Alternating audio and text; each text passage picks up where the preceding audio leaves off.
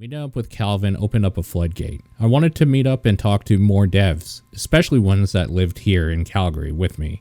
I can't remember if it was directly through him or because of the conversation with him that I was introduced to the Calgary dev group, but there I met and talked to Mike Lohaus and Vieko, who are better known online as LeGrudge Rugged, or at least they were back then, and they had just released their game KRUNCH, which was an official release of a Ludum Dare game that they did together that was based on the fear of the walls closing in on you as a theme. Since then, Mike has been doing his own thing as a designer in the Calgary area and working for a bunch of big companies and gamification of stuff. And Vieko actually started working with Devolver Digital. I remember the days of meeting up with people in bars and having discussions all night about games and game dev stuff, even though I'm not one myself. And I really feel this conversation is indicative of that era. I hope you enjoy this episode. It was one of my favorites and a standout from that time. And if you haven't yet, check out KRUNCH. It's a pretty fun game, still.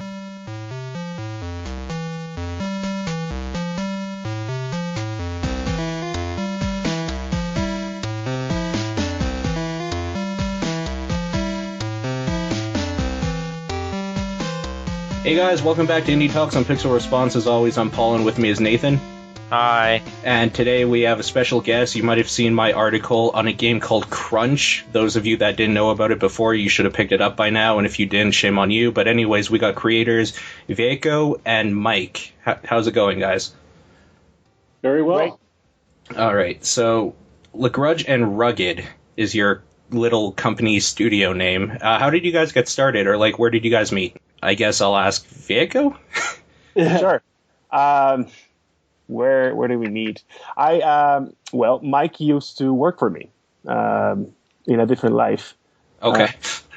Way back when we used to do advertising together, and I hired Mike. He came one day looking for a job that we weren't really offering, and somehow he got hired at something else, and we've been working ever since, man, together. That was a while ago, right, 5 years ago or so.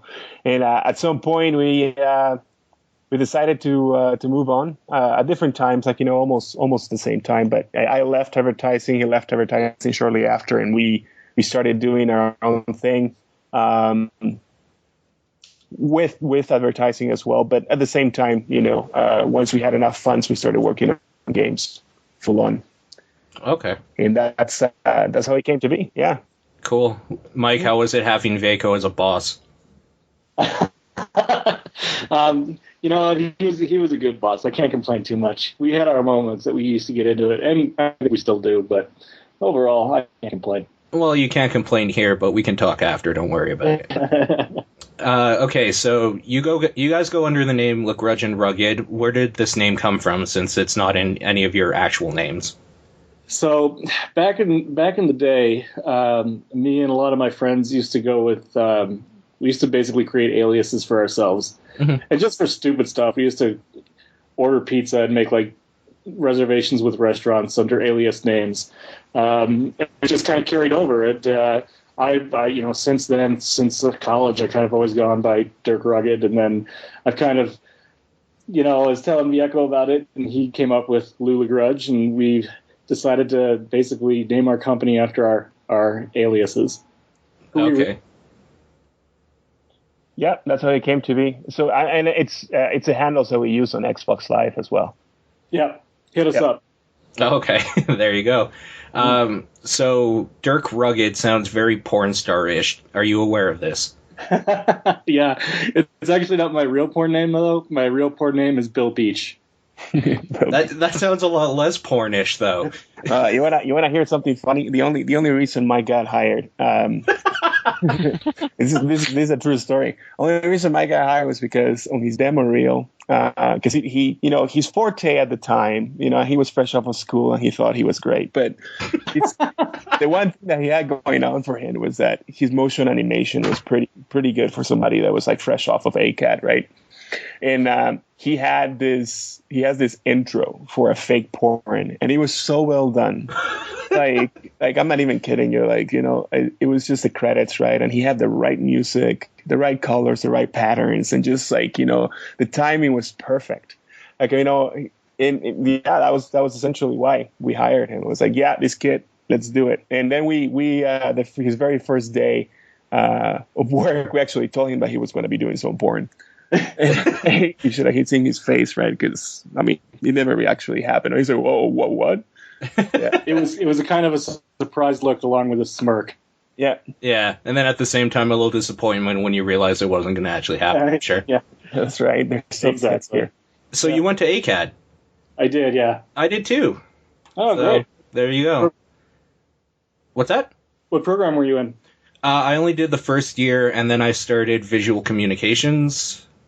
Or no, not visual communications. It was a bachelor degree they were offering in design for photography, but it was part of VisCom for some reason. So I don't know what the hell they were thinking there, but it was one of those degrees where if you got it, like, you would be qualified to teach it, because photographers don't really get jobs based on being able to shoot film. They get a job based on, like, who you know in the business and who can get you one. Yeah. So they offered a more technical program where you could, like, teach it after and stuff like that. But then the funds ran out because that school is a lot of money.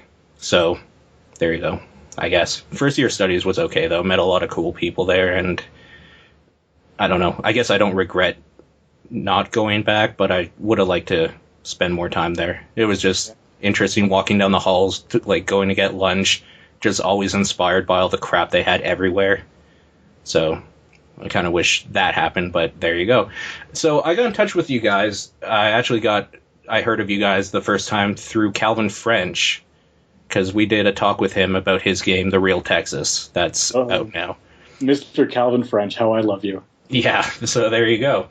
How did you guys meet Calvin?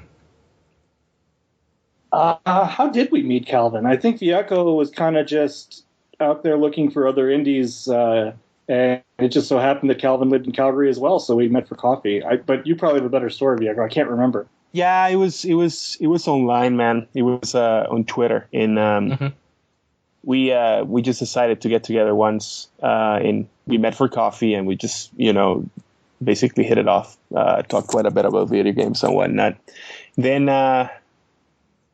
was it the first time, Mike, that we showed him KRUNCH, or the second time? I don't know. At some point, anyways, in one of our meetings, we brought an early copy of KRUNCH, and he played it along with a friend of his. They died a million times, and it's like, this is like way before the game became what it is today. Then, I played a little bit of the Real Texas as well at some point, and I think we went to a global game jam. We were there together, and we actually, I traveled with Calvin to Peg Jam a few years ago. Okay, very cool. Yeah, so I mean, I guess we kept in touch, and we have this thing going on. It's just, he's a really cool dude, man. He's, I would say, most original person I've met in Calgary in a long time. It's him. Yeah, just from we only got about an hour talk with him, but I think I would probably have to agree that guy has some pretty out there ideas, and even talking off mic and stuff. Like, the reason he gave me your guys' name and the name of your game and all that sort of thing is because I was telling him how I loved the old school NES type games that don't hold your hand, and they just kind of throw you into a situation, and like you're just kind of stressed, and you're just trying to like get past this level, and everything's trying to kill you, like the same way Super Meat Boy does quite a bit. Yeah. And he's like, "Oh, you would probably love this game then," and then since then everything else is history, I guess. But yeah. So you guys did the game jams here. I know Nathan is going to the first one he's ever. I haven't been to one, and I'm not going this time around either. But why, Paul? It says in the article you don't need to be experienced. You can just go and have fun. I actually have plans for that weekend anyway. Okay. Because that was the same weekend that I had to cancel my late Christmas party with work. Oh. Like, I'm not going to the Christmas party either. So. It's well past Christmas, though. This is weird. I know, but they do that because it's just easier to get a place for everybody that way. Okay. And everybody's working during Christmas anyway, so. Yeah, I guess I'm signed up. I guess they capped attendance at 50 people. Are you two going, or do you have any plans to go this year, or have you kind of had the game jam experience? And I love jamming, man. It's something that we always do. I don't know about this year though. I have too many things to finish still. Okay. I mean, if anything, because I wanted to go to Peg Jam that just passed last weekend, but something came up and I couldn't make it. So I was actually looking into going to Global Game Jam in Vancouver because all of our friends are there, right? And they're going to be jamming as well. But I'm not sure. I'm not sure what's going to happen, really. Yeah. I think that's good advice, though, Nathan. I didn't know they were capping it this year, but Well, it said registration like 25 left when I clicked on it, but yeah. Sorry. I'd say like even if you're interested in indie games or just building a game or anything, like just go for a day and meet people. Like it's so rad because you rarely get an opportunity. At least, I mean, I'm older now. Vieko and I are older. We're not in school anymore, but I think once you're out of school, it's rare to have an opportunity to be around a whole bunch of people that just like video games and like, especially like old games and different genres and everything like that. And it's just a really awesome atmosphere to be in. I think that's why Vieko and I go to so many jams. It's just the people are always awesome. People are always making crazy things that you never expect. Yeah. Yeah. Yeah, and you get to see some meltdowns too. Great. Yeah. It's interesting. I mean, the last Global Game Jam, we did this game. What was it called, Mike? It was a long, ridiculous name. Six bullets, room full of gas, or something like that. Something like that, and it was out to be like this cool. Like I mean, the theme of that game was the theme of the year was extinction, right? And everybody was obviously doing like your zombie thing, and we decided to go with this. You're inside a chamber and it's full of gas, and you only have 6 bullets, and you're going up. You don't know what's happened, and to make it super constrictive, because that was the theme in our head at the time. Like we were working on crunch and everything was like super tight spaces and whatever. The game itself was like, instead of being like a square aspect ratio, right? It was like a super long, skinny thing. So you couldn't really see much on top and bottom, but you could see a lot ahead. And you had this giant dust cloud, like, gas clouds that if you stayed on them too long, you would die, right? So you kind of had to move quick. But there was also this, like, zombie-looking reptilian things. They only looked like reptiles because Mike was, like, doing it overnight. And he was wasting most of his time on a walk cycle. Remember that? God, I hate walk cycles. Yeah, like he spent, like, 18 hours on a walk cycle. It looked like Michael Jackson doing the moonwalk at the end. But... anyways, after we figured it out, we got to the thing. It ended up being like a really cool game, right? Because you only had 6 bullets. You had to you couldn't shoot them in the gas because you would die. You couldn't stay in the gas because you would die. So you had to wait, time it well to shoot the thing so that it would die in one shot and then keep going, right? And here was the thing, right? You only had 6 bullets, and you could not finish it unless you had a bullet left in your chamber. And that's, and that was like, I mean, it didn't matter how fast or how quick you went, that was the way it had to end, right? Because at the end, when you walked out of this door that you only saw light, all you heard was a big bang. You didn't know if you had shot something else or you shot yourself because the world was over, right?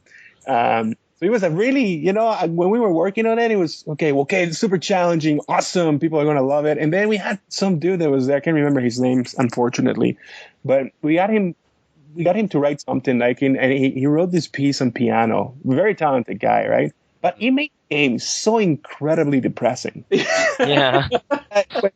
Honestly, I'm not even kidding you. Like I don't know how he worked out but he came back and he showed it to me and I was like, wow, that's awesome. But once we put it together, because this is happening, mind you, at the very last minute, obviously, like in every other game jam.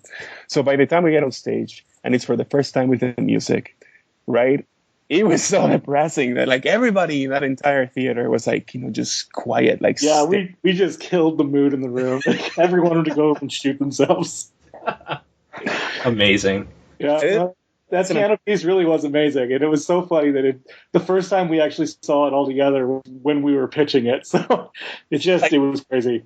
And the guy's just sitting there. I'm like, dude, this thing is depressing. I'm like, talking to him from stage. And anyways, Calvin was there, and he did this incredible thing. He stole the show that day. I can't remember what it was that he did. Yeah, he totally did. it was a very in the same sort of line, right? Like it was about this single cell organism or something like that is trying to live. And the gist of it is that no matter what happened, just natural selection kills all life on the planet. Oh yeah. Anyways, I don't know. I'm ranting. But we saw a few meltdowns. I guess that's what I was getting at. Bottom line, game jams are cool. People are, they ramble, and depressing games came out that day. But fair enough. I think Nathan's looking forward to it. So, yeah, I guess I didn't really think through. Like I guess there's an onstage show and tell presentation part. Oh man, but okay, I'll steel myself. Get ready. You know what? To be honest with you, everybody in that audience wants to. Okay, every single person that spent that entire weekend with everybody, it's not really competing against each other. Everybody's cheering on. You'll see it. Game jams are great for that because everybody there is just trying to get something done. Doesn't matter what it is.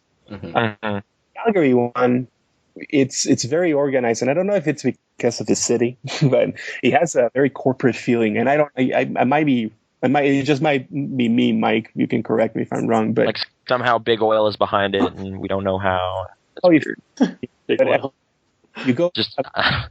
They're behind a lot of stuff. It's weird. I'm not sure. It's fine. They're funding the museum. What's that about? But anyway, yeah, okay. It was different, right? Because the Calgary one, when we got there, they wanted to organize teams, and they wanted to force things to happen and things like that. And we're like, I don't want to work with you. There was that resistance that, believe it or not, if you don't try to organize it, things just fall into place. Yeah. I think that's also could just be it may have been Calgary, but I think that all the rest of the game jams we've gone to, I haven't been to Peg Jam, Vieko went, but we went to Orca Jam in Victoria. And it just seems like, the ones that are put on by actual game developers, they just tend to be more loose, and it's just, I don't know, it's a better atmosphere, and people kind of come together. I never got that feeling with Global Game Jam. It's not as open to fostering creativity kind of stuff. It's more. That said, though, that said, I think the Global Game Jam is still awesome. It's still an awesome weekend. It's just it's different. Are there other local ones though? That's kind of the only one I knew about that was happening in the city. Vieko and I wanted to put one on. It just never ended up happening. But I think it's a project that we'd like to restart now that Crunch is out the door. We're going to call it Cow Jam in Calgary. There you go. Yeah, that makes sense. See, because Cowtown, Stampedes, perfect. Well, it was funny because Nathan and I were talking before we started doing these talks and stuff, and we were big on this indie train that we're on now, or whatever. We were getting into it, and he was looking specifically into the indie scene here in Calgary, and it was scattered and really poorly organized and stuff because our local IGDF or whatever wasn't IGDA chapter. GDA, wasn't doing anything or whatever. So we had this idea where I started just mass emailing everybody that has ever programmed a game that lived in Calgary still, just hey, we should all get together and do something, and got quite a good feedback. Actually, it seemed like a lot of developers were yeah, where the hell have everything gone here and stuff. But yeah, I was a little relieved, to be honest, when the IGDA started doing stuff again, because that's way too big of an undertaking for me. Oh yeah, I didn't want to actually have to organize it. It was more just I'm going to poke this with a stick and see what happens. Yeah. And then it kind of came back, but I haven't heard back from them since. So. I was actually asking Calvin if there was good. Oh no, it was Scott. Sorry, the other guy, the guy we met there. Whether it was going to start up again, but ever since the indie game, the movie screening, there hasn't been anything. But we both saw it multiple times. So. But it's also been Christmas and stuff. So, and then the Global Game Jam and stuff probably will take precedent over that for this month. I guess so. Maybe there'll be people there from there, and it'll all work out. Yeah, maybe. There's a lot of that could happen, and the thing is that there's a lot of jams all over Canada, right? And in the right time, and attracting the right people, it's a challenge, right? That's why I guess, it didn't happen the first year that we were planning on it, but the few other times we tried to do it, we just couldn't line up, our pals from Winnipeg to come down here, or people from Vancouver to come down here, right? which is what you kind of want, at least to like get people out of the woodworks, right? Totally. Yeah. But I mean, yeah, for sure. If you guys are interested in getting it going again, definitely like CowGen needs to happen. I think it has talent. It's just a matter of like nurturing that group of people, bringing it together and just making something happen. Yeah, well, we'll talk a little bit off air, but I have some contacts maybe that I did with my cold email calls thing. Sure. Maybe we could start something small up if nothing else. But, okay, so let's go back to KRUNCH, your guys' game, because that's why you're here, I guess. So we should talk a little bit about that, I think. My ideas and thoughts on it are already on the internet. I'm more interested to hear what Nathan has to say because he recently played it. And I know, Nathan, you're quite critical of a lot of stuff. Okay. Well, I'm just saying, that's not a bad thing. So I'm actually genuinely interested in what you have to say. I only had one play session with it, but that was about 40 minutes. Okay. So I think I'm halfway through what's the second area? The sewers? No, I made it through the sewers. Oh, okay. The mines. The mines, yeah. Is there only one checkpoint halfway through and then the end of the stage to kind of keep you pushing you? Yeah. Is that fair to say? Yeah.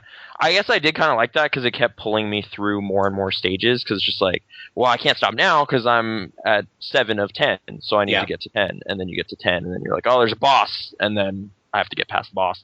I guess the first thing that struck me is like it's a game with swimming that isn't really frustrating for reasons other swimming games are, like underwater stages in Mario, for example, where you're tapping A lot just to stay going. Whereas this is just you float kind of effortlessly, which is kind of nice, but you still have to kind of go past things and obstacles and whatever without bumping into stuff. And I guess the integration of social media is also pretty cool. Mm-hmm. Like I'm looking at the leaderboards right now, but the tweeting and whatnot. And this, what is it? Synonyms for like you got, impaled or you got like stabbed. Like it'll have different stuff, despite it being the same thing. So dying isn't the worst thing ever because it's kind of funny. But yeah, I don't know. There definitely was a bunch of stuff that immediately jumped out as being pretty cool about it. So yeah, it's the good kind. It's on the good side of frustrating, where it keeps you going, and that's a good thing to say. I don't know. I like that. They call it swimming. You're the first person to call it swimming. But you're underwater, aren't you, in the sewer area? Like, no, I mean we left it. Here's the thing, right? We left it clear on purpose. Like it has its own type of. I mean, there's really no gravity. Like you could be floating, but it could also just be the robot, system doing the thing. But I guess just like that there were pipes, and I was getting sucked into pipes and stuff. I kind of looked at it as I was underwater. But what we do is that we put this one element in the game. There's this little box that you push in, and it floats up.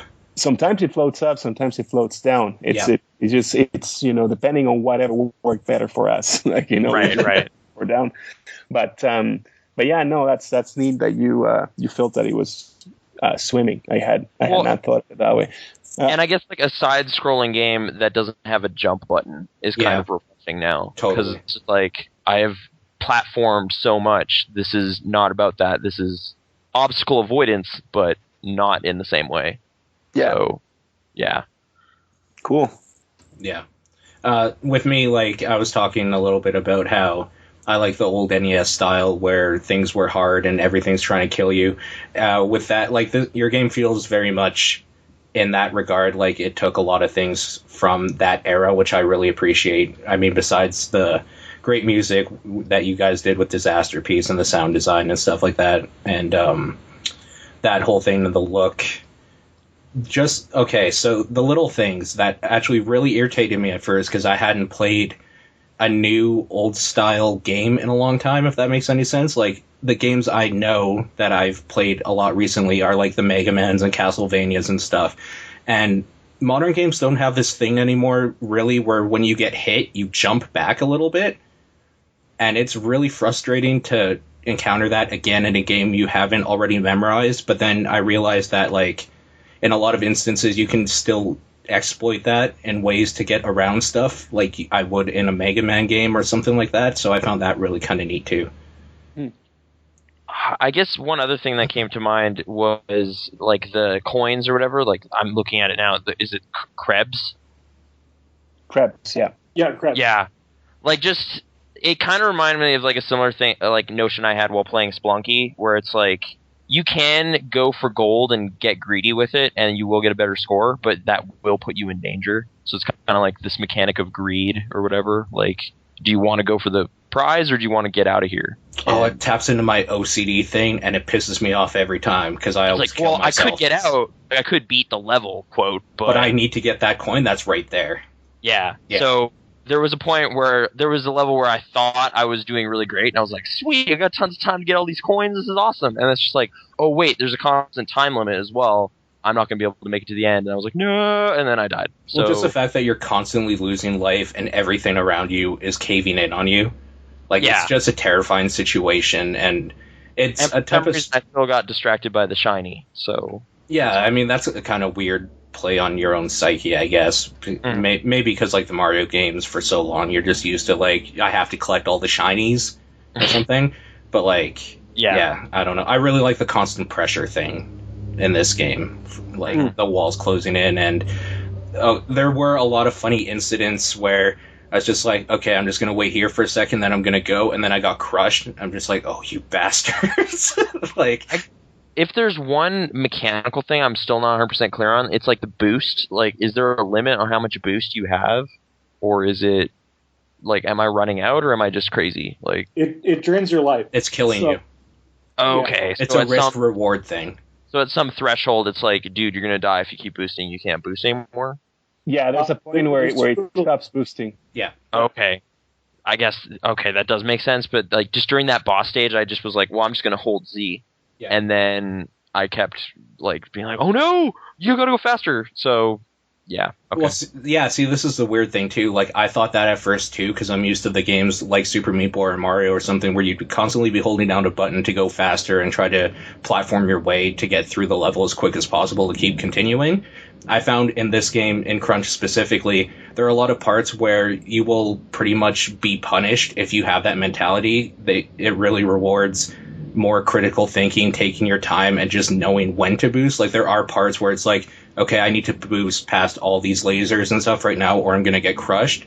But then there's all these spinny, like, blade things. It's like, okay, I can take my time through here if I time it right, and I don't have to waste my boost because I'm probably going to need it up here and stuff like that. So it's a kind of neat play there where they're not expecting you the whole time to just boost, and there is some more like slower parts that you can take into account, which I didn't get at first and gave me a lot of headaches. But once I realized that there are parts where, yeah, you can take a little bit more time than you probably think you can and get through something a little safer, it'll give you that much more life when you need it, that you can boost properly through something. I like that.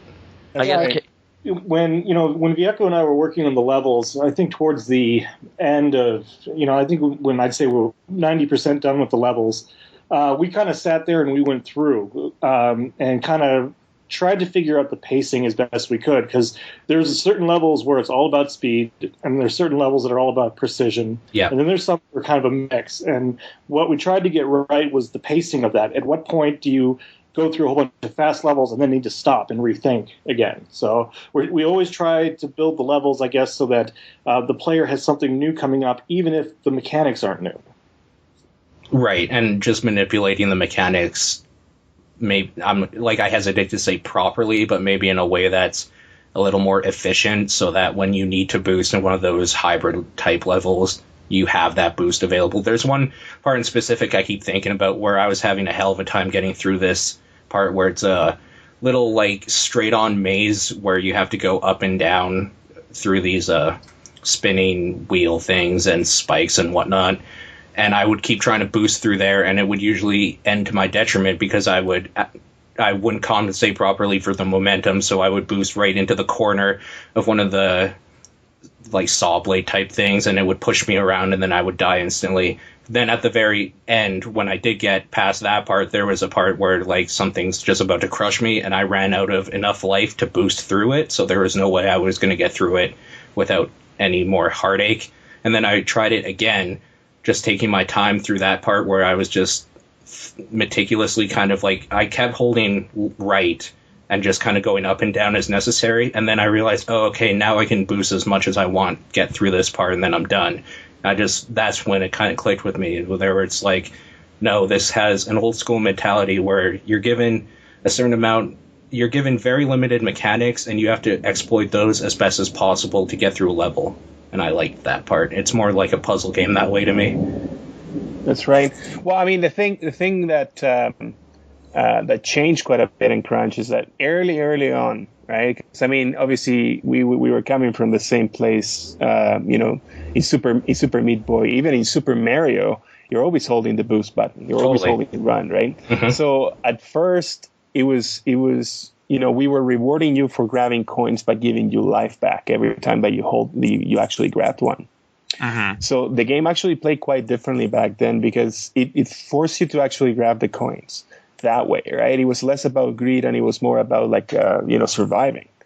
But we found that it just left all the levels a little too much the same, right? Because that was like out of a sudden that is the only thing you do in the game is collect coins, survive, get out of there. Where now you get a mix of everything, and it's more about managing, like you said, your resource with your life, right, until the very last minute. Yeah. And when you do the coin thing, you're almost painting a path that the player is supposed to take in your mind, and that leaves for less, like, I think that aha moment that players have, like I did, where it's like, no, I can get through this way, so I'm doing that. Yeah. I mean, and both ends are covered, right? I mean, there are people like myself. I don't really care about the coins. I want to live, right? I want to get through it and, get past it and whatnot. Mike, on the other hand, doing for most of it, yeah. That's right. Mike, for the other hand, he wants to collect every single last coin because that's just, that's the way he plays. Yep. Now, the thing is that once you finish the game and you look at the leaderboards, right, you see that, okay, well, if you finish the game quicker, you get rewarded for that, but you also get rewarded for collecting coins. So right. that the leaderboards, that final score on its own, it's a balancing act too, right? Because you can get away with finishing and skipping some levels, but still grabbing enough coins that you're going to make the difference when you get to the top 10, right? Mm-hmm. Which is interesting because a couple of people have actually figured it out.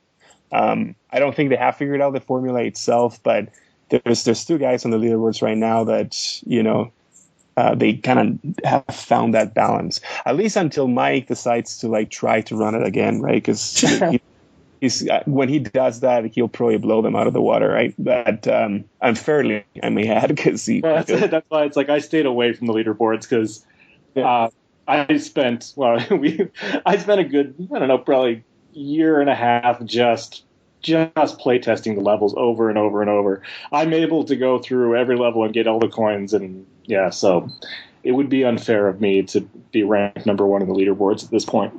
Yeah. But I did do a pretty good run through right when we launched it, and I am on the leaderboards right now. But I think there's two people ahead of me now, which is pretty awesome. Yeah. Because they were good. Because the last run through I did was I felt proud of. I was like, okay, that's good. So those guys, hats off to you, my friends, if you're listening. For sure. There's a few more things I would like to talk about KRUNCH, I guess, but they're more just personal things. I really wish it was out on a device I could use it on a tablet. I would love to play it in my bed or on the go or something, but has nothing to do with the quality of the game, obviously. That's just a personal preference thing, but yeah, I don't know. So I was obviously, when I was doing my write-up and looking into the game more and stuff like that, I was looking into some of the people that worked behind it with you guys. Mm-hmm. And for one thing, I was really impressed that Disaster Piece helped you guys out with some of the music and whatnot on it, because Fez was one of my favorite soundtracks, even though I didn't particularly love the game very much. I thought it had a fantastic soundtrack, and I love a lot of the chiptune stuff he does. Sarah Gross, I had seen her art before. I didn't know her name ever, though. She was always just 2-bit art to me, so that was kind of interesting. And then I saw Jordan Fair. I don't know how to pronounce his last name, but he helped with some sound design last minute. You guys were saying he did the sound design on Donkey Kong Country Returns, Super Meat Boy, Hotline Miami, and stuff like that. it's pretty interesting. But what was it like working with those guys and girl? Awesome, just awesome. Mm-hmm. They all like. Just working with Rich, because I mean, him and I split the soundtrack. There's so much of my music that wouldn't be as good at all. Like he not only added amazing tracks to the game on his end, but he really helped me out on mine as well, which was very, very, very cool. And I just don't even know how to put it, I guess, but Fortunate. Very, very fortunate. Yes, absolutely. Mm-hmm. So, like, these are people, like, okay, so just straight out, I don't know a lot of stuff Sarah Gross has done. I have read her comic Menagerie for a bit, and that's a kind of weird, depressing thing on its own. I don't know, like, what she's done specifically in the indie game community, but Rich and Jordan obviously have pretty good experience in their fields that they helped you out with because they've done these huge games. What did you learn from them, I guess? Like, was there anything specific that... I guess you were just saying that Rich helped a lot with, like, even the parts you did, Mike. He would probably, like, just say, well, we could add this or do this or whatever, and that probably helped a lot, so... Yeah, I mean, it wasn't so much things to add with Rich. He would just give me suggestions, and on, I think... I don't know, I guess what it was. I can't put my finger on it because it was a while ago now, but just basic suggestions and just things to think about more than anything. It's interesting to play. I mean, to work with people that have this much experience on it. Because I mean, I was working with Jordan one night at 2 a.m. or something crazy like that, right?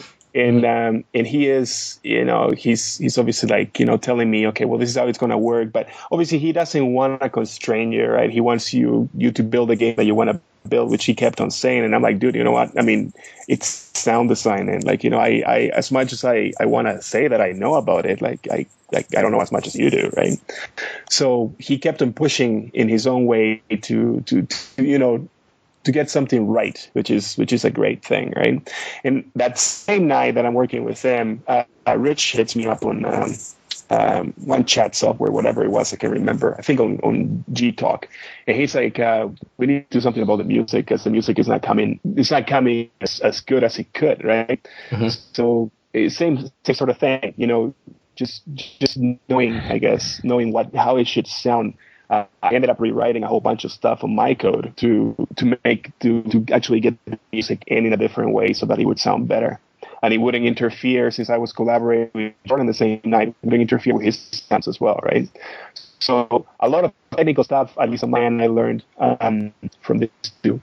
And from Sarah, I mean, and I've mentioned this before, just being able to see another person's take on what we had imagined, kind of helped us finish the project altogether. Because, I mean, when we brought Sarah in, we wanted her to do kind of like reverse concepts of our game, right? We basically commissioned her to do, we want you to do the encounters with each one of the bosses as you see them yourself in this sort of style, which we basically said, like, do it in your own voice, right? Mm-hmm. And we were after, I think I talked to you about this on your or at least touched on it on your blog. But we wanted that poster look of Castlevania 3 type thing, right? Where like back in those days, the box did not look what the game looked like, right? Totally. So it kind of like filled in. On your mind, you had this different idea, and then the game was just the interactive part of it. But in the back of your head, you had already seen that sort of vision. So at least for me, being a kid, right, like that's how I viewed it. That, I mean, the box plus the story on the manuals and whatnot, that really filled in the blanks and actually made my head go crazy, right? Because I was like, oh my God, it's just pixels or whatever, right? But I saw Dracula. Yeah, totally. Right? Like, it's kind of really reassuring that you say that, because in that article I do say something similar where the arts, that was another part that really reminded me of the old days where you would look at the box art and like these 3 pixels on the screen, like say for the Atari, they were no longer just like these weird green and blue pixels or anything. This was a spaceship defending from this terrible alien force that was coming at you. or like this was now a war zone. This wasn't just like a bunch of blocks with you. Or that duck is a dragon and stuff like that. Yeah. Yeah, like all these weird little things that if you just looked at it, it would just be like, okay, that's a bunch of pixels. It's like, no, this is now Dracula, like you said, and this is the hero with his whip. Like, well, it's that venturing- imagination element, right? Like it just teases your imagination enough to kind of, yeah. Well, yeah, fill in the like blanks, as like you he was said. saying, it definitely fills in the blanks for sure. So, yeah, I thought that was a really nice touch. It's interesting, and like here's the other thing too. That I mean, as we were working on the game, right?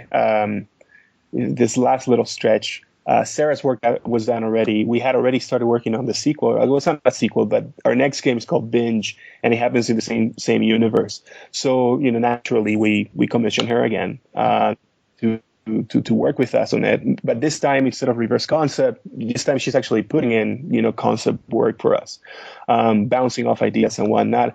So between the time that we were like wrapping Crunch, doing the last little bit of the levels, like the last few encounters that you have with Gover, like the boss of the tech bay, right around that time, we're like, hey, you know what? We should do a collector's edition.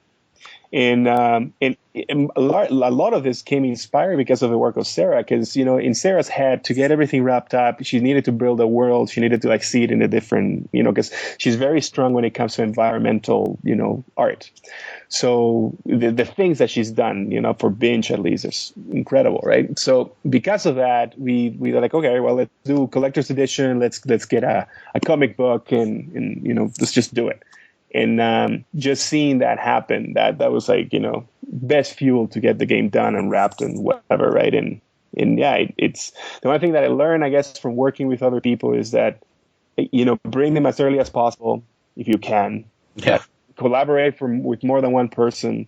And even if it costs you like, time, a percentage of whatever, like it doesn't matter. Like it is very valuable to work with others, for sure. Yeah, I think, for sure. Absolutely, Vieko. We started, working on Crunch, and Crunch grew pretty organically for the first little while until, Sarah started coming in and doing these amazing illustrations. And then, like Vieko said, when we were working on Binge and we had to construct this world, to me, it all kind of came full circle because I remember Nintendo games like Blaster Master, which I loved. Mm-hmm. And it's like you fall down a pit. There's a huge robot truck with a giant gun on it, and you're chasing a pet frog. It didn't make any sense, but it was awesome because it was Nintendo, right? Yeah. And now I feel like we threw people into that world with Crunch. There's very little explanation of the storyline, but we're building on that now. So Binge is a continuation. The collector's edition has the comic book, which is basically the prequel to Crunch. And there's more of a narrative. So you still kind of get that old school Nintendo feeling of just being thrown into something. But we're trying to build, we're trying to build a narrative around it now. And I'm really excited to see where it goes. Very cool. Were there specific kind of inspirations behind like the look or the gameplay you were going for? Like we kind of talked about getting away from that Meat Boy or Mario holding down to run kind of stuff, like with the boost limitations, but just the floating and the not jumping and the time pressure and stuff, like does that come from any specific thing or is it kind of a reaction to things? I would say Crunch grew super organically. I mean, the first prototype that Vieko built had just coder art. But okay. So I did a circle with a bunch of squares chasing it. It was actually square with an eyeball, but okay. But I don't know. Like around that time, for some reason, I had this whole like negative thing going in my head, at least for like looks, right? All the walls were black. They were like a single color. The character was black, and then the backgrounds were like this really bright red, right? So it was like a reverse sort of thing. So it looked a lot like what Insanely Twisted Shadow Planet looks like today. Okay. Okay. It had that look, but this is before Insanely Twisted Shadow Planet. Like I'm not saying like we came before them, but it's just that the look came in my head around the time that I was building this prototype for a game about friction. And as I was coding this thing about friction on the iPhone, right? So basically, you kept going back and forth, and you were trying to like create heat, supposedly, right, to get the character to move with friction. That was the idea. Something came, like, just like snapped in my head, and I started like worrying about managing resources, which is the core of KRUNCH. It's a game about managing your life. That's it. That's the very core of it, aside from everything else. No, the no jumping or any of that stuff was because, well, I really didn't care about gravity at the time. I was like, I don't really care how this thing travels. I just wanted to like move. I want to have some inertia of some sort, and I want it to be all about managing that health bar at the top, and trying in any way possible to make sure that you die quick, right? Yeah. There's something constantly putting pressure on you, no matter what it is. Because initially, Mike and I had a conversation over the phone where we're like, all right, well, the theme for this mini Ludum Dare is greatest fear. So we're like, okay, let's do claustrophobia. So the very first prototype in our head was, you're a dude that starts in a corner and tries to get to the middle and through this little maze, and the walls are all closing in at the same time. And then I was like, all right, so we started with that. I didn't quite like how it went, and I had already a prototype for the friction game that took you from point A to point B, right? So I started working with that code base, but then I added a wall, and then I added a saw, then I added this, and I'm like, holy cow, I got something that it's freaking me out. It's making me sweat. I'm playing my own game and I'm sweating. So I think we could do something with this, right? And Mike, later in the day, because he was late as usual, he shows up later in the day, and I showed it to him. He likes it. I was like, all right. So built 10 or 15 levels or whatever it was. I think it was the same day or the day after. I can't remember. Yeah, I went. But the thing is that we ended up with this really neat little toy in that weekend, and like Mike said, it just grew organically, right? We kept on adding ideas to it. We kept on adding like elements that kind of like twist the mechanic a little bit. Then we started doing this that I don't necessarily recommend it to people building games out there, but he will build a set of levels himself, pass them over to me. I will pass my levels over to him. He will mess up with my stuff. I will mess up with his stuff. And then you end up with like this hybrids, right? Because Mike was, all his thing was like very messy. Nothing made sense. There was no sequence to it, but they were like just ideas thrown together, right? Like, 'cause that's how he functions. He just works. And it's probably because I program, right? I'm like, I need grids, and I need a function. I need a theme. I need a subject. I need something that kind of progresses, right? So my stuff is very rigid. So he took the rigid out and messed it up, and I kind of like cleaned up the mess, and we ended really solid set of levels. Actually, I would say around build number 70. KRUNCH was really, really, really hard, very rewarding, but a little unrefined. And right now we're sitting at like build 105. So this is like, a while before. But that's kind of how the process went. That and a whole bunch of arguing in between, right? Like, like you wrecked it or whatever, right? But the thing is that it worked at the end. Like, it just came out great. So, yeah. For the, you asked about I guess, like the inspiration of the way it looked. I'm a huge Mega Man fan. I love Nintendo era graphics. Even more so, I love Super Nintendo graphics, and I hope to do some 16-bit pixel art coming up in a bit. But I mean, the way it looks stems from the classic NES games. I mean, it plays like an NES game, we feel like, and we wanted it to look like one as well. That said, we used a very refined color palette. I think there's only something like 16 colors in the whole game. Okay. I'd have to look at that, actually. But basically, we did kind of like a duotone color scheme on it. And I never strayed from it at all. I kept to, it was between 16 and 20 colors, and that's it in the entire game. Which was really fun to work with, actually. Yeah, and the different shades therein, I guess. And that was one of the things, actually, when Sarah came to do her illustrations, she's like, do you want to stick to the color scheme? And I was like, yeah, I think so. But then she started adding some other highlights and stuff, and it totally makes it pop as well. So I don't know, let her do her thing, and it turned out great. Totally. Mm-hmm. I guess on to kind of recent happenings. Sorry, like, what have you been playing lately, basically? Have you had time to play anything of late? Like, what stands out? We're also at, like, the beginning of a new year, so if there's, like, a specific game of the year last year, like, that would be cool, too. But just what has stood out of late, game-wise? I've had this problem for a while now. Like, I don't finish games. I used to, way back when. I used to finish games and just like play them, and if a game makes it past my 5-hour mark, then it's remarkable. Like, it's okay. I used to beat myself up over that, but I've kind of gotten to this weird, I don't know if it's cynicism or what, where it's just like, a lot of games aren't worth finishing. I don't know. Like, might sound mean. Well, it's like I like games that grab me and continue keeping me not just entertained, but because a lot of the games today, and I'm not going to point fingers at anybody, obviously, but a lot of the games today, they just numb you out. Yeah. Like, it's just like, if you can't like construct this experience to pull me in rather quickly, like, I'm not going to stick around. I don't have all day. Like, that sounds like I'm like just impatient or whatever, but no.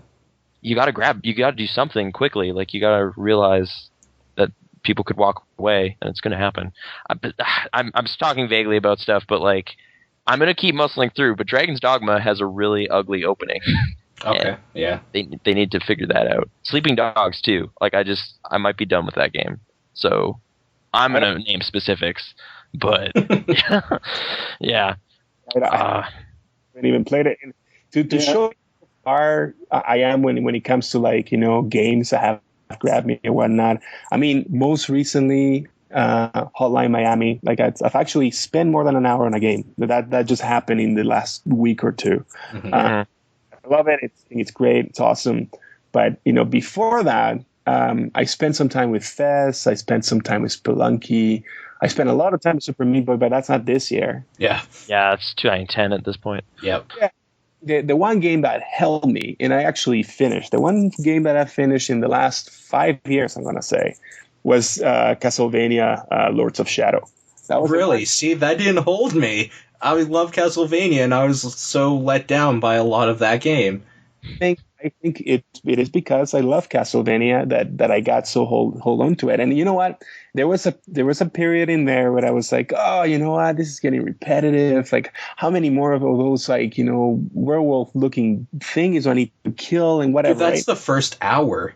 Like, I made it past it, right? Like, I made it past it, and the ending has like an awesome twist. Yeah.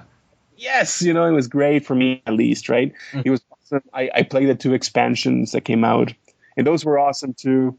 And yeah, like, I for some reason there's something in that combination, and obviously it's not very original because I played God of War, and I mean, I played those games too, right? And those were good. The third one had great pacing. It was awesome, at least for the first few hours, right? Because I mean, that game didn't even make it past my 5-hour mark.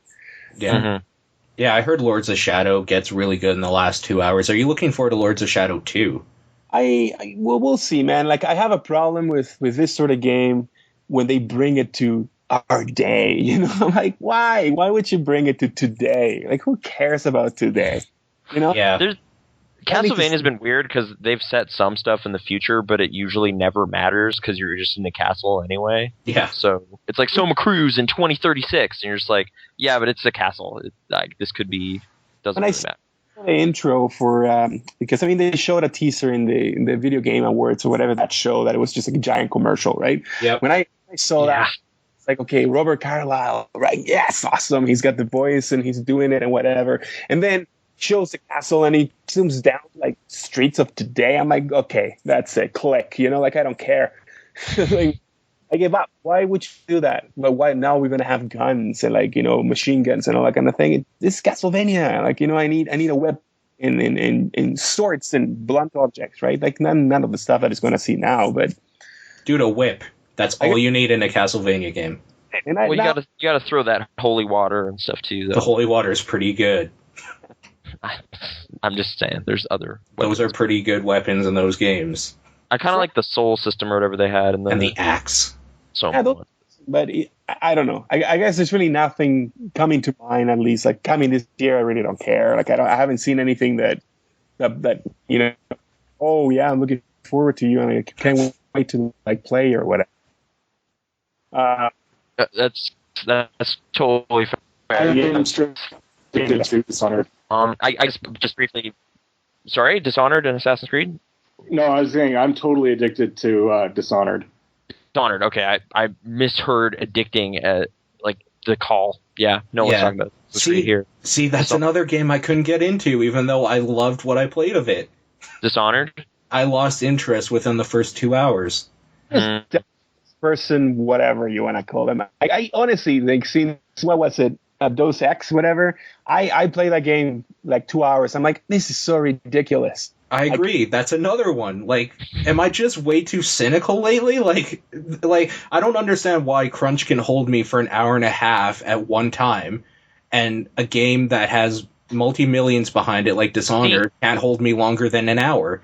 That's where I get kind of more frustrated with big budget games, is because it's like, you have all this money, how could you do this wrong though? And you have like 100 people working on a game, and then yet these two dudes in fucking Calgary are somehow able to make a game that I'm playing still.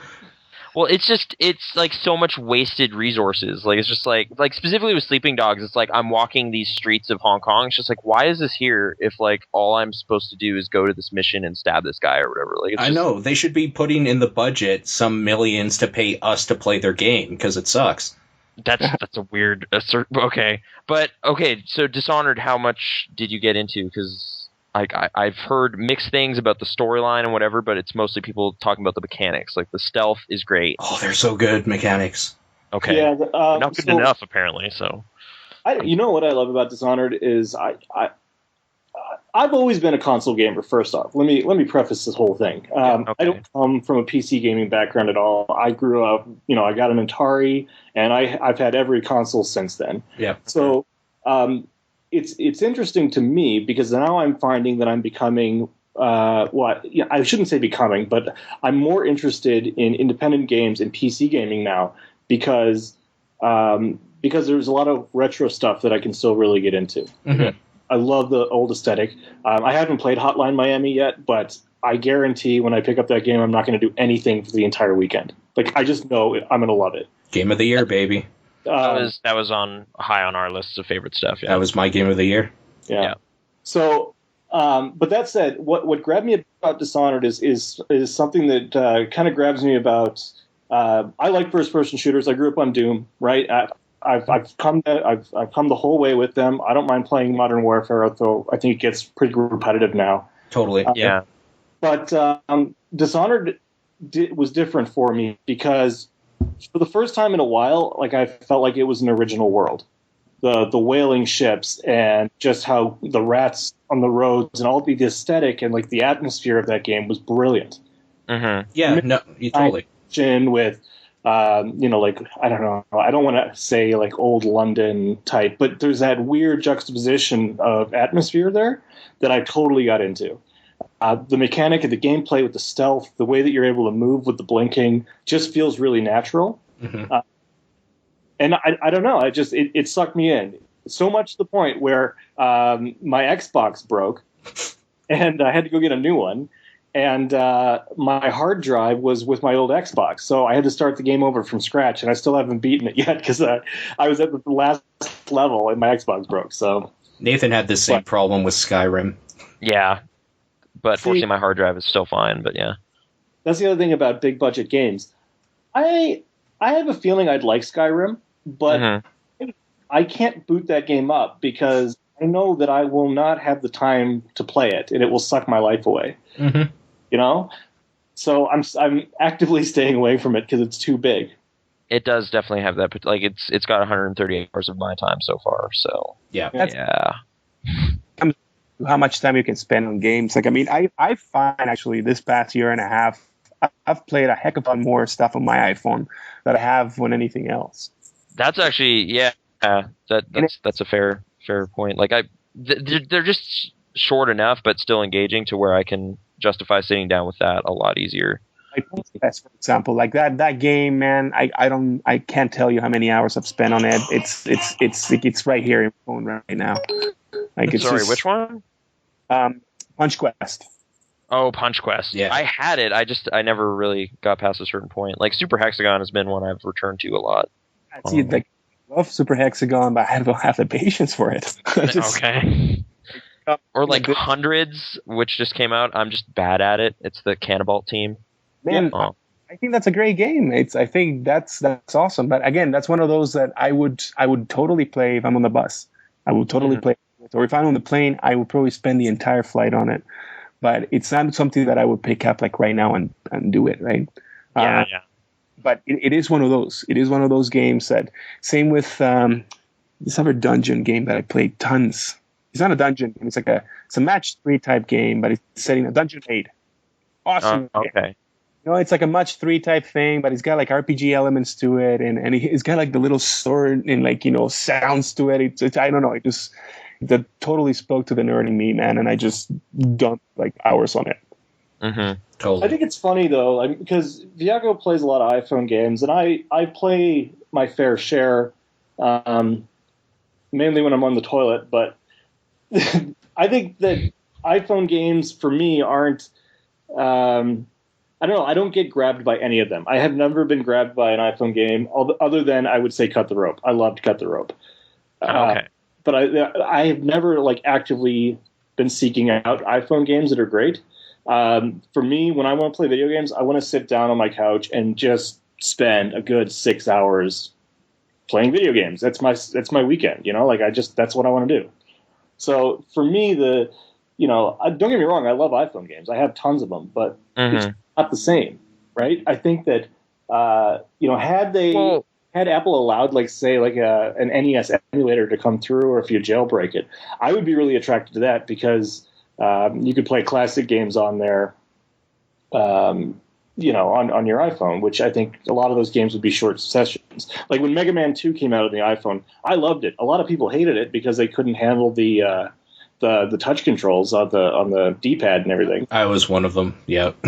But I loved it. I've wrapped that game so many times. Mm-hmm.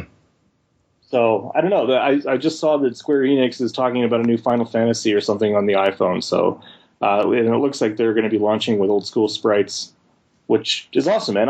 I would totally get into that. Mm-hmm. With Square Enix, it's kind of weird because they're selling their games for like $10 to $15. I don't know if people are into that. I don't know. I bought Final Fantasy Tactics for $16, and I had no problem doing it. Well, I know you don't, but like it's just kind of a weird thing to see in the marketplace. Like a lot of people that play. I mean, I'm not gonna pretend like it's not a lot of people that play these iPhone games and stuff are the people that are just looking for something to do, like between appointments or something like that. I think that's where I kind of put iPhone stuff in a slightly different category, because you're right. Like if I'm sitting at home, like I have so many other things to do. Like I wouldn't necessarily curl up on my couch with like my iPhone, which is the same reason I didn't play a lot of DS games, because I wasn't out and about a lot. So portable gaming just didn't make sense for a long time. But yeah, it's that space between everything.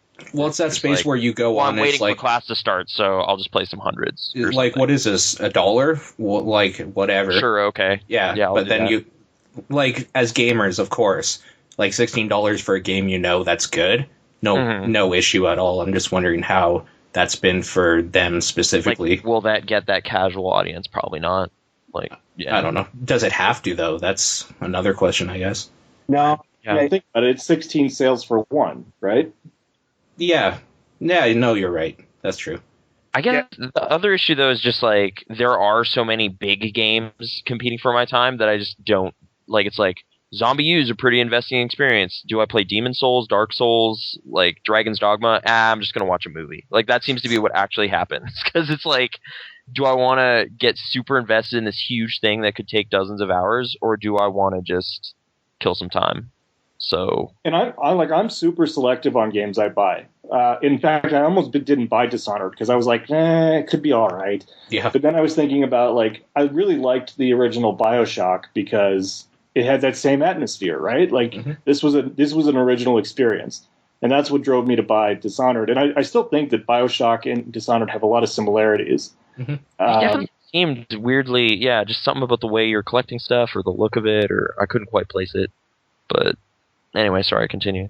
But yeah, I'm super selective on the games I buy now. Like you guys brought up, Sleeping Dogs, and it looked interesting to me, but it's just there's not enough to it to grab me to buy it anymore. No, like I immediately regretted my decision because like every alarm in my brain was like, you won't like this. Like this is true crime inspired. You've played too many open world crime games. You're not going to have a good time. But it just started showing up on top 10 lists and stuff, and people I liked were talking about it. So I was just like, it's on sale. You got sucked in the hype machine. I totally did. Dude, I'm trying so hard to get out of that, and it results in me missing a lot of actually good games, which is depressing. Right, like, I didn't, like, it's just like, well, Devil May Cry is getting good reviews. It's like, Nathan, what are you talking about? You didn't even play 4 all the way through. You don't care. You didn't even like Bayonetta that much. Walk away. And it's just like, yeah, but it's what people are talking about. Oh, I don't know. I think that's why I like indie games, because they're at least like, hey, it's $10. So it's not going to break your wallet. You can get up on the new indie hotness for less money. So, awesome. Cart life. Yeah, I think that, the other good thing about indie is like you have to experiment and you have to try, there's a lot of innovation happening in the indie scene. It's the same thing with the film industry. There's always innovation happening, when you don't have big budgets to build a game, you have to think about how you're going to do it. And that's what really drives me for indie games right now. Like I'm going to buy a brand new PC. I haven't bought a PC since I was like my first year of college, because I just have always had a Mac. But I'm going to buy a PC specifically for indie games. Yeah. Mm-hmm. Like, just because, it's not the sheer spectacle that's winning people over. It's, like, deeper stuff. Like, it's just like, this kind of crudely looking thing is doing really unique stuff, so it's worth it. But the thing is, it's funny, because, yes, there are crude-looking indie games, I would say. But that said, it's really, I don't want to say easy to fall back on pixel aesthetic, because pixel aesthetic is not easy to do. But that's you don't need super polished 3D graphics anymore, right? You can fall back on a retro look that I think works just as well, right? And then you could play with the way the aesthetic is, the way the game design works, and it's like good pixel art is its own aesthetic that works really well with indie games overall.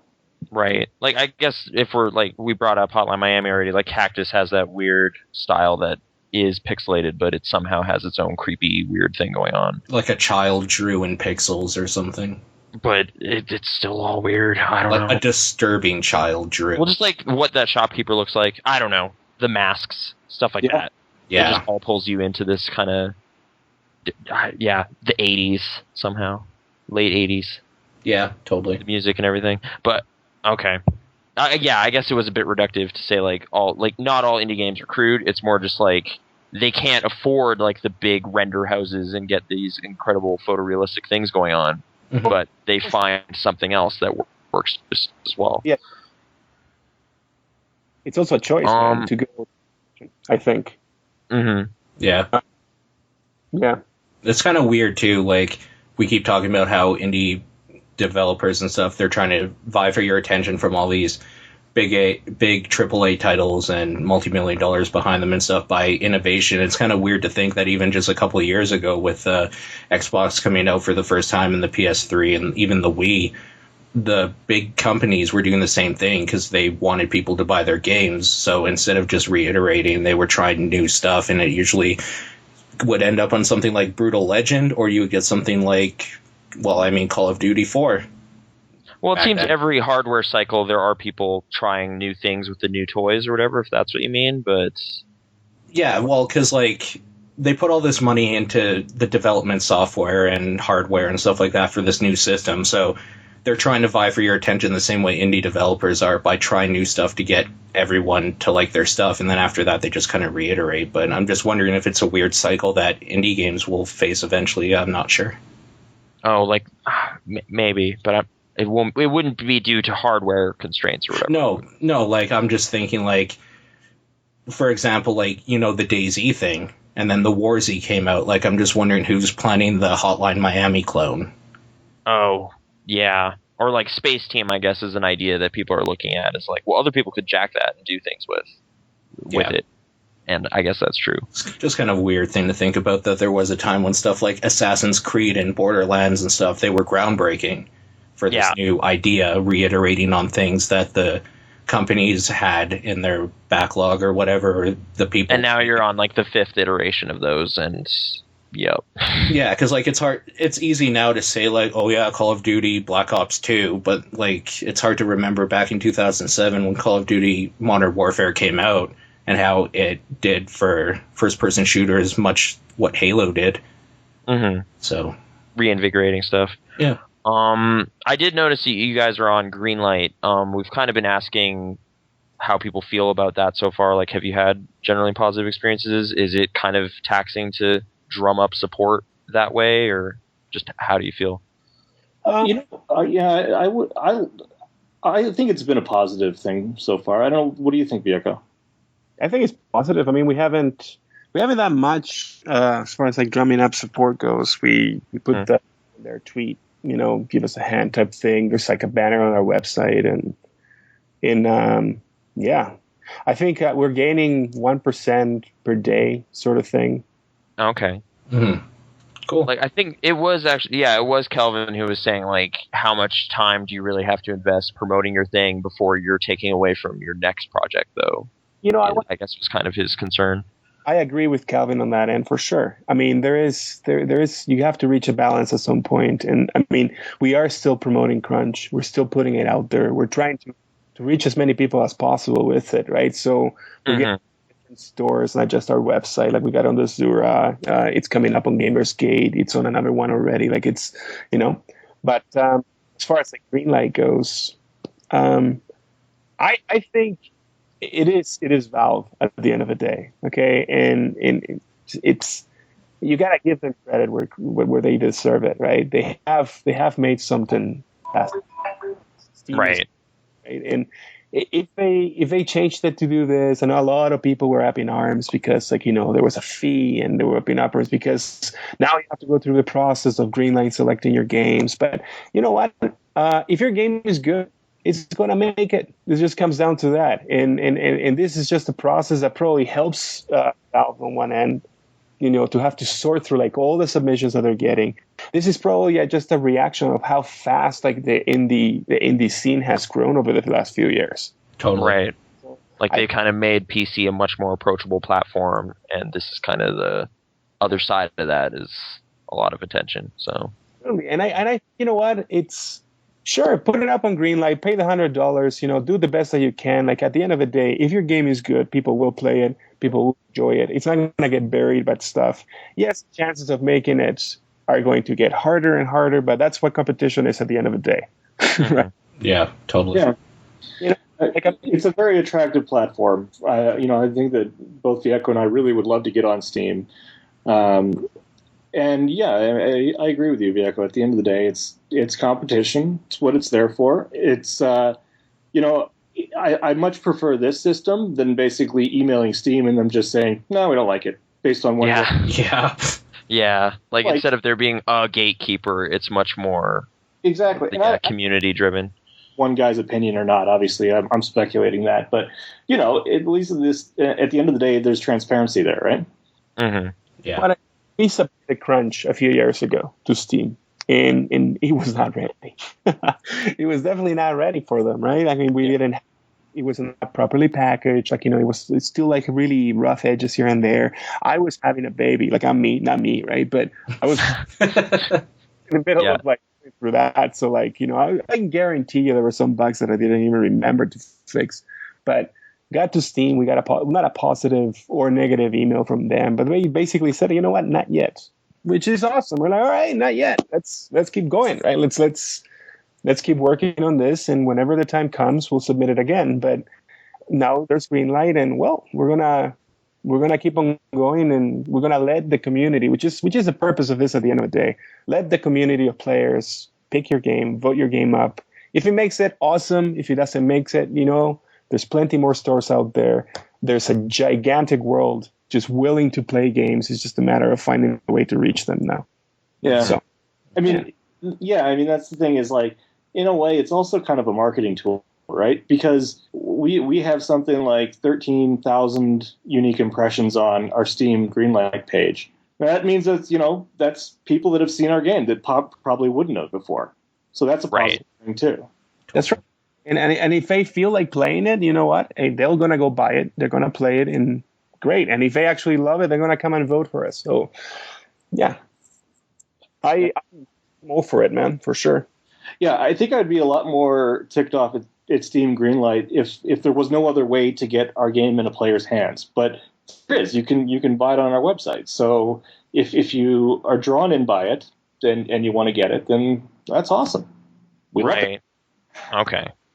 Like it's not like the PC suddenly doesn't work. Or computers in general. Yeah, there's other avenues for sure. Yeah, absolutely. I mean, and there's things we'd like to do. I mean, I'd love to add achievements into KRUNCH, and I mean, it's not that we can't do it now, but I think it makes more sense in a closed system where people actually care about their scores, right? Yeah. Mm-hmm.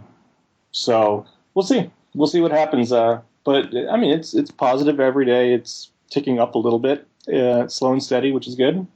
And I'm personally super addicted to looking at the Steam Greenlight page because I love seeing comments. Yeah. I guess maybe briefly, like, just where did you get the idea for the kind of super collector's edition physical copy, or was that just kind of like, like where exactly did that notion come? Because I've seen it a couple times lately. Cart Life specifically did it. Mm-hmm. If I'm going to bring up, but just kind of what gave you the idea to kind of put together a special package for fans? And this is one thing, right? Like, I mean, Mike and I have been talking about games for quite some time. Yeah. We always wanted to make a game. It's a thing that, it's the thing that we had in common. If we didn't have anything in common other than advertising and whatever, that was the one thing that brought us together, right? Mm-hmm. And since we come from that background, we've done a lot of print. We've done a lot of packaging. We've done a lot of these things. And I mean, you make a game. I wanted box, man. I grew up in that. Yeah. Era where if I wanted to buy my Nintendo games, they came in like a really nice, shiny, awesome box that had a manual on it and it had a giant cartridge attached to it. You know what I mean? Mm-hmm. Or at the time where the boxes for video games for PC were not these tiny little things that you buy now. They were like giant boxes with the bossing and all that, right? Yeah. In my head, in my child's mind, that's what I want my game to be wrapped in, right? So it was just a natural thing. We're like, okay, look, we have a game. You can only, it's our very first game. You only do this one time. Let's do it proper, right? And we're like, you know what? We have enough. We have a great artist working with us. We have all the experience in the world. We've done this before ourselves, right? We have the right, I guess suppliers to do the job. So it was a no-brainer for us. Let's just do it. Yeah, there's just something about a tangible good. I mean, I still have all my Nintendo games, my Super Nintendo games. I tried to keep the boxes and the manuals and all of that. And, there's just something about having the game in your hand. It's not a download. You physically have it. I don't know. Vieko knows, but my office is kind of like my nerd cave. I've got games and all these nerdy boxes and everything up. Yeah. Displayed, but that's what I wanted, like Vieko said, you only launch your first game once. Let's do it right. Mm-hmm. And I guess what you said about the art kind of adding to the imagination of the game and everything, it does make sense to have a physical comic book and that kind of stuff to enhance that. In the very way, Nintendo games, you read the Super Mario Brothers 2 manual and it kind of fills in character bios and what's happening and all that. Or the Nintendo Power with the crazy covers. Yeah. Right. Oh yeah, you know what? Final Fantasy 1, man. When you had the map on it, you don't see those anymore, right? You just see maps anymore. And we have a map on our collector's edition. It's not a map, but it's it shows you all the stages of the bosses, right? Mm-hmm. That's all Nintendo Power with hints of you do this in this spot and this sort of thing. It's what we grew up with. It's what felt right to us, I guess. Dude, I still have that stupid orb upgrade map with Final Fantasy X. Oh, yeah. Like, I want to hang that on the wall somewhere, but I know that won't be a thing I'm probably able to do. The grid system, there was a poster? Yeah. And on the other side is, what was her name? Riku? Riku. Was it Riku? No, there is a character named Riku. Okay, you know how she could combine items? There's the flow chart of everything she can combine in the game and what they make on the other side. So I need one of those like glass frames that you can see both sides and just hang it from the roof or something. If you have that love for Final Fantasy X. It's a good game. Okay. All right. Disagree. Yeah. Final Fantasy X was terrible. No, that was the good one. 7 was the crappy one. All right. Oh. That's the one everyone has nostalgia for. I try playing it again. I don't know. Don't bite. Oh, man. Yeah, no. We could argue this forever, but... 10 has that linear structure. Whatever. Okay. I guess last question. If there's any like specific pitfalls you guys have fallen into that you want to warn someone away from, or any advice really for aspiring developers that isn't so dark and grim as that, yeah. Is there anything you'd like to kind of pass on?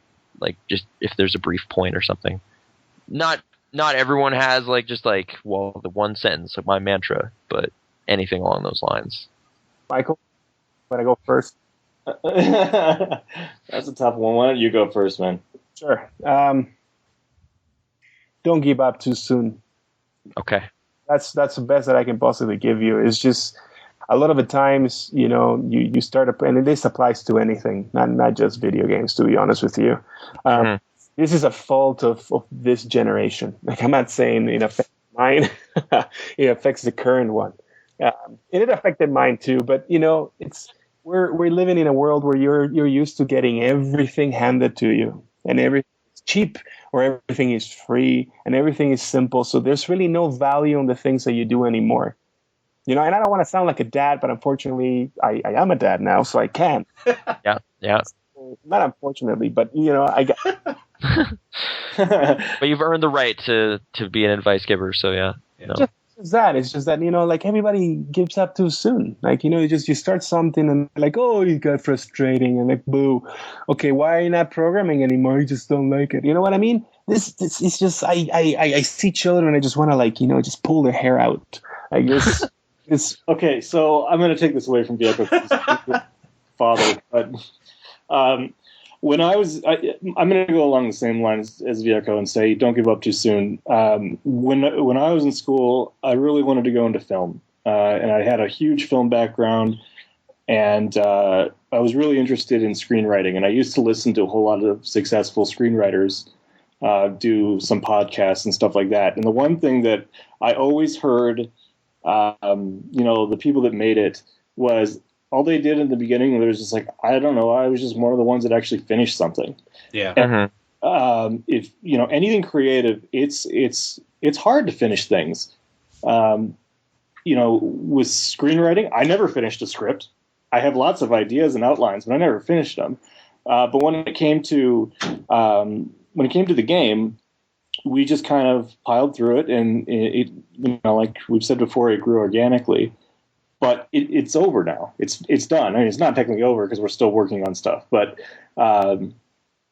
we finished it. It's out. So just finish what you're working on. Instead of starting a prototype instead of starting a new project, just get through it. Because, I'll be the first to attest it.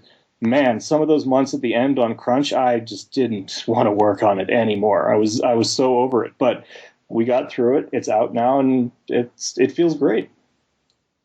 Right on. Yeah, that's better than my rant I was going to keep going on. Like kids today, they just don't appreciate it. No. Damn kids and your internet and rap music. I guess if I were to add an addendum to that, it's like the immediacy, like the fast satisfaction is another thing that seems to happen. And then for me, just relating it to film briefly, a big thing for me was just looking at the careers of directors I admired, and then you just realize none of them were really noticed or acknowledged for quite a long time. Or they grew up in wherever and didn't really get a film finished until they were 35 or something. It's just patience works out. You just need to wait. Yeah. Well, you just need to do it. And there's nothing like trial by fire. Just go out and do it. And I'll take it back to film again. I mean, I can't remember where I heard it, but it was an interview with Quentin Tarantino, and he was talking about the movie he did before Reservoir Dogs. And he was like, it was terrible. It was a pile of shit. But after I finished it, I knew how to make a movie. Mm-hmm. And I think, I think Crunch turned out very well for what Vieko and I wanted. So I wouldn't put it in that same category. But, after going through this experience, I think we know how to make games a lot better than we did 2 years ago. Right. Finish one, we can say we've made a game. Aside from obviously our little prototypes, and a lot of them had potential, to be honest with you, but we took them as far as we thought it was prudent to do it, and then this one game we did finish because we felt this one has what it takes to become a commercial release. So right. Sounds good. The other thing I'm gonna add, and it's not in the same lines, but it has to do with it. A lot of the time, especially today, right? You have social media, you have Facebook, you have Twitter, you have all these things, and it is really easy to just listen and sift through the noise and do that sort of thing. At some point, you need to stop worrying about what everybody else is doing, and you just or how good and well connected you are. And you need to just focus on doing something and let the work speak for itself. If it's you'll build it, you'll do it. If people love it, they'll talk about it, and you'll get all the notoriety that you need and require to make it successful. Just do it. That's some great advice for you listeners, though. You should keep listening. So, so don't take that advice too. I mean, Vieko and I listen to a lot of podcasts. That's what we used to do. We would just get in the same room, throw on a podcast, and work away. So killing two birds with one stone. Mm-hmm. That's what I do every day at work. But we should wrap this up because we could keep talking forever, and maybe we'll talk a little bit after so no one else can hear what we say. Ha ha ha. Vieko, where can people reach you if they want to talk to you? On Twitter. At Vieko, just Vieko. Okay, and Mike? Twitter again. It's Dirk Rugged, DirkRugged. And then we're available through the LeGrudge Rugged website as well. It's LeGrudge Rugged. Skip the and, but LeGrudgeRugged.com. Right. All right. So that's LeGrudge Rugged, Vieko, and Mike. Thank you so much for taking time out. Their game is Crunch. You can get it at crunchgame.com. $9.99 for the normal game. $13.99 for the game and soundtrack, but you should probably be buying the collector's edition because it's pretty badass at $29.99. I mean, $30. Come on, people. That's in February, right? That's when that ships out. Sorry, I was just looking at it. Yep, so. February. I'm finalizing everything, coming up, and we should be shipping in February. Yeah. Right on. Also, vote for them on Greenlight. Go on Desura if you don't want to go through their site, but yeah, buy it somehow. Thank you guys again for taking the time out, and we will see everyone else next time. Thanks, guys.